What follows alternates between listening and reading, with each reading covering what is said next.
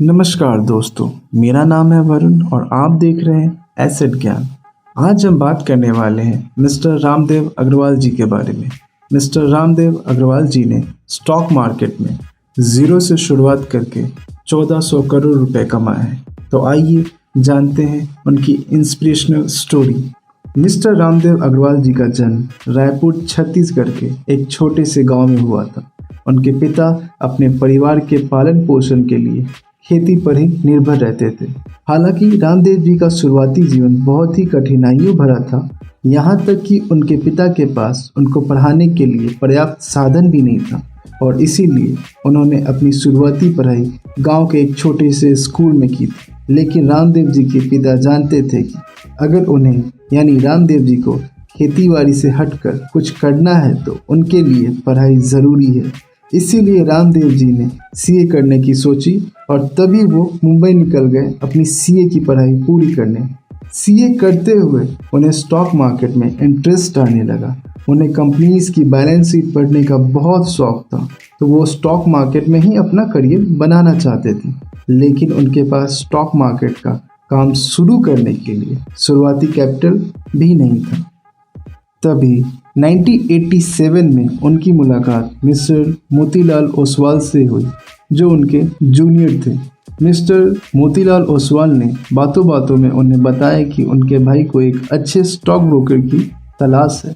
तो मिस्टर अग्रवाल ने मिस्टर मोतीलाल ओसवाल से कहा कि क्यों ना हम पार्टनरशिप कर लें और बॉम्बे स्टॉक एक्सचेंज पर सब ब्रोकर बन जाएं, कस्टमर को एक अच्छी प्रोफेशनल सर्विस प्रोवाइड करें। तो वो पार्टनरशिप करके पहले बॉम्बे स्टॉक एक्सचेंज पर सब ब्रोकर बन गए। अगले कुछ सालों में कुछ पैसा इकट्ठा किए और 1990 में वो बॉम्बे स्टॉक एक्सचेंज पर वो ब्रोकर बन गए। साथ ही मिस्टर अग्रवाल मार्केट में इन्वेस्टमेंट करने लगे। शुरुआती 3-4 सालों में उन्हें अपनी इन्वेस्टिंग से कुछ खास फायदा नहीं हुआ। फिर हर्षद मेहता बुल रन आया, जिसमें स्टॉक की प्राइस बहुत तेज़ी से बढ़ रही थी और तब उनकी 15 लाख रुपए की इन्वेस्टमेंट 2 सालों में ही यानी 1990 से 1992 में ही सीधे 30 करोड़ रुपए हो गई। फिर अगले साल उनकी 30 करोड़ की पोर्टफोलियो 10 करोड़ हो गई। उन्हें बहुत नुकसान हुआ। फिर साल 1994 आया। वो दुनिया के सबसे successful investor mister Warren Buffett से मिले और बाद में वो उनकी लाइफ का टर्निंग पॉइंट साबित हुआ। मिस्टर अग्रवाल को पहले लगता था कि स्टॉक मार्केट इन्वेस्टिंग के बारे में उन्हें सब कुछ पता है, पर मिस्टर बफेट से मिलने के बाद, उनकी इन्वेस्टिंग फिलॉसफी सुनने के बाद उन्हें पता चला कि स्टॉक मार्केट इन्वेस्टिंग के बारे में उन्हें बहुत कुछ सीखने की ज़रूरत है।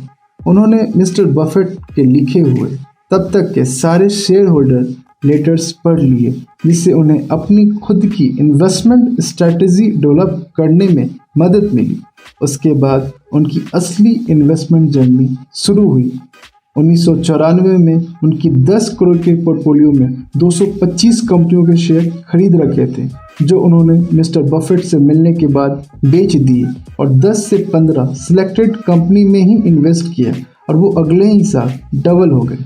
उनका फेवरेट बफेट कोट है, price what you pay, volume is what you gate.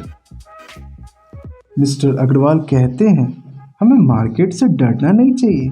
अगर आप पानी में कूदोगे ही नहीं तो आप स्विमिंग कभी नहीं सीखोगे। वो कहते हैं, इंडियन मार्केट इतने भी कॉम्प्लिकेटेड नहीं है जितना दिखाया जाता है।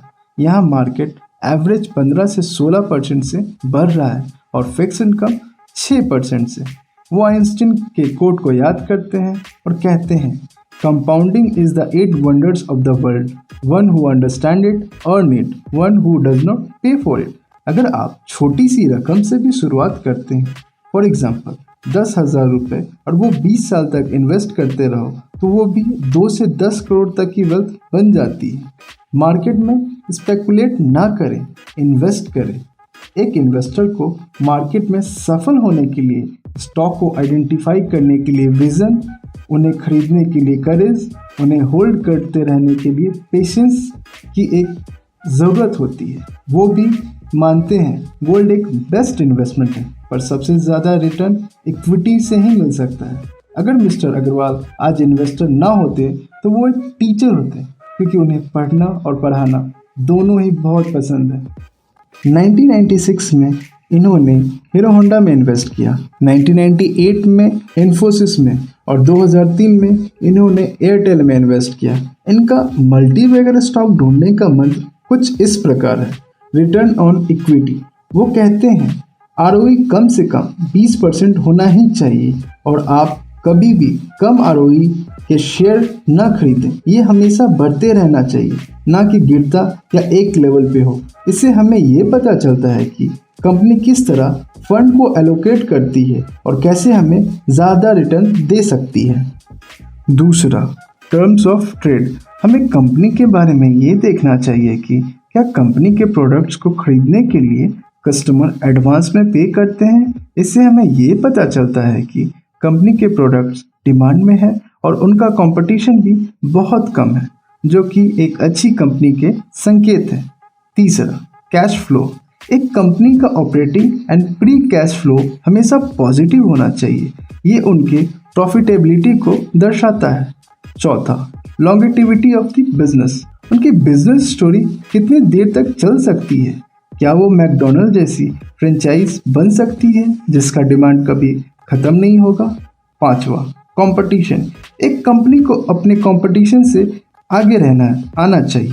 अगर आपका ग्रोथ अच्छा है तो आपको कंपटीशन तो आएगा ही, पर अगर आपके फील्ड में एंट्री बैरियर्स है या आपकी मोनोपोली है तो आप मार्केट को रूल करेंगे। शॉर्ट में बताया जाए तो वो हमेशा QGLP फॉर्मूला को फॉलो करते थे, जिसमें Q यानी क्वालिटी का मतलब है उस बिजनेस और उनके मैनेजमेंट की क्वालिटी को देखना। G यानी ग्रोथ का मतलब है कि प्रॉफिट की ग्रोथ को देखना। L यानी लॉन्गेटिविटी का मतलब है कि बिजनेस और मैनेजमेंट की ग्रोथ लॉन्ग टर्म में कायम रहेगा या नहीं, ये पता करना। P यानी प्राइस का मतलब है कि रीजनेबल प्राइस पर स्टॉक मिल रहा है या नहीं। इन चारों में से उन्हें एक भी चीज़ उन्हें नहीं मिलती है तो वो तुरंत उस इन्वेस्टमेंट को ना कर देते हैं। तो आइए जानते हैं उनके कुछ इन्वेस्टमेंट के बारे में। उन्होंने 1996 में हीरो होंडा का स्टॉक 30 रुपये के प्राइस पे खरीदा था और 2016 में उसे 2600 के प्राइस पर बेचा और इन 20 सालों में उन्हें हीरो होंडा के एक शेयर के पीछे कुल मिलाकर 600 रुपये का डिविडेंड मिला। इन्फोसिस को उन्होंने 900 के प्राइस पे खरीदा था और 11,000 के प्राइस पर बेचा था।